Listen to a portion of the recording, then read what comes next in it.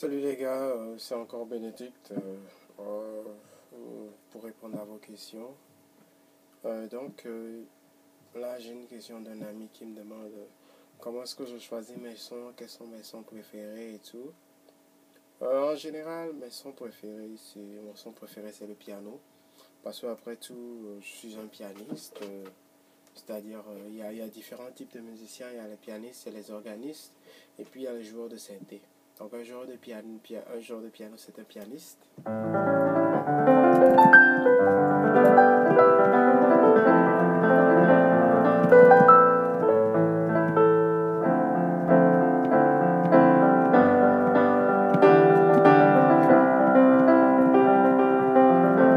Donc, voilà, un joueur d'orgue, quelqu'un qui joue l'orgue.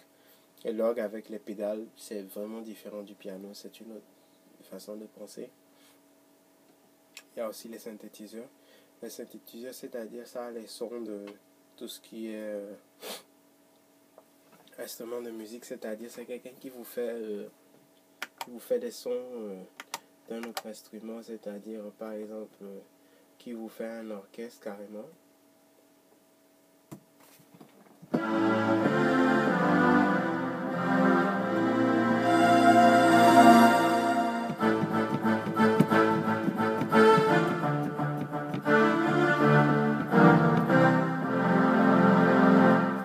Donc, moi, par exemple, comme je le disais, ma préférence, c'est le piano. Le premier son que je choisis souvent pour accompagner quelqu'un, c'est généralement un son piano. C'est mon son préféré. Quand j'achète un piano, oui, comme je le disais, c'est le son qui doit me séduire sur un piano. Par exemple, là, j'utilise encore Chronos.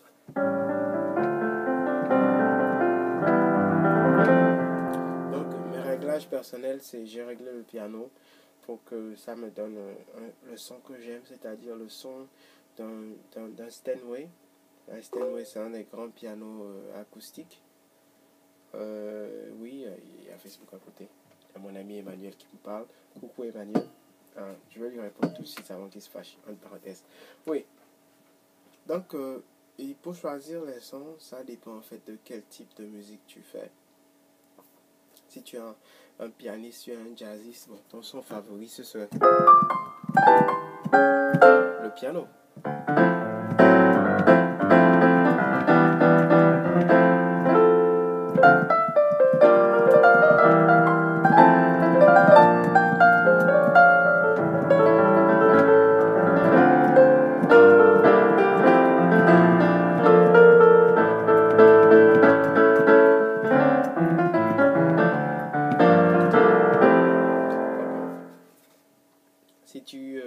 Si tu es dans la musique africaine, bon, je joue avec des groupes africains de temps en temps. Je n'utilise pas vraiment le piano parce que déjà, souvent quand je joue avec les groupes africains, il y a les balafons, tout ça là. Donc, jouer avec le piano, un instrument à percussion, c'est un peu marcher dans leur domaine. Donc, j'utilise souvent des strings. Et puis, quand tu joues avec des groupes, souvent, tu te retrouves à faire souvent. Quand je joue avec des groupes, il n'y a pas de trompette. Je joue avec des trompettes, je joue avec...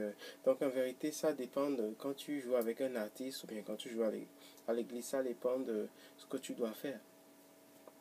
Tu choisis ton son en fonction de ce que tu dois faire. Donc voilà. Et puis il y a aussi...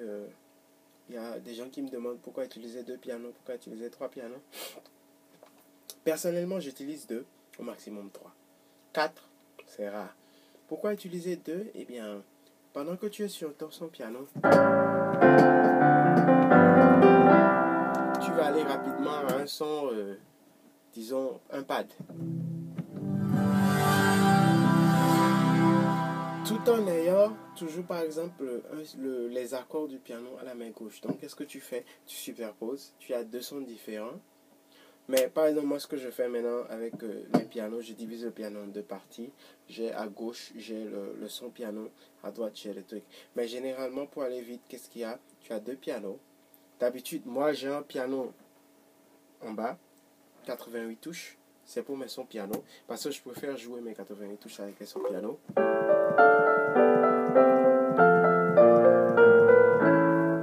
Et avoir le reste au-dessus, quoi. Donc, c'est à toi de voir. Ben, il faut savoir, quel que soit le type de piano que tu as, il faut que tu connaisses réellement ton piano. Que tu saches où se trouvent les sons pour aller d'un son A à un son B. Parce que si tu ne connais pas ton piano, c'est pour ça que moi je dis, si tu as un piano, disons, tu as un piano, tu vas à un concert, tu as répété avec un piano pendant 2 semaines, tu vas à un concert, tu vois un piano qui te plaît. Bon, tu ne sais pas utiliser le piano. Tu vas dessus, tu vas gâter ton concert. So, c'est l'instrument avec lequel tu es habitué que tu dois travailler. Tu es habitué avec un piano, tu es habitué avec un piano. En fait, c'est vrai que les pianos qui coûtent cher ont souvent un son meilleur. Mais c'est pas la peine pendant un concert d'être là, de dire, hey, mais où est le son là même? Et comment on choisit? Non, non, non, non, non. Tu connais ton piano, tu as répété avec ton piano. C'est avec lui que tu dois travailler, quoi. Moi, je m'en sors souvent parce que avec ces histoires de concert, tout ça là, j'ai utilisé différents pianos. Donc je me dis, bon, moi je connais un peu les Yamaha. J'ai été un utilisateur de Yamaha. D'ailleurs, il y a mon Yamaha derrière là. J'ai été un utilisateur de Yamaha pendant longtemps. Je me dis, ben, je peux utiliser ce Yamaha parce que si, en vérité, si tu connais un peu les pianos, ils marchent de la même façon. Cordes, ils sont arrangés de la même façon. Tu as les combinaisons, les programmes. Et puis ça se trouve à peu près à la même place. Yamaha, il y a les catégories, les pianos, tout. Les autres pianos, par exemple Roland. Roland, je les trouve un peu plus compliqués à utiliser. C'est vrai qu'ils ont les catégories, mais pour moi, c'est pas évident. Donc, comme je le dis dans les autres vidéos, moi, c'est Yamaha ou bien c'est Korg. Donc, voilà comment utiliser ces pianos, comment choisir ces sons. Et puis, un dernier truc que je veux brosser. Euh, Quel que soit le type de pianiste que tu es, il faut que tu aies confiance en toi-même. Ne laissez jamais quelqu'un te mettre...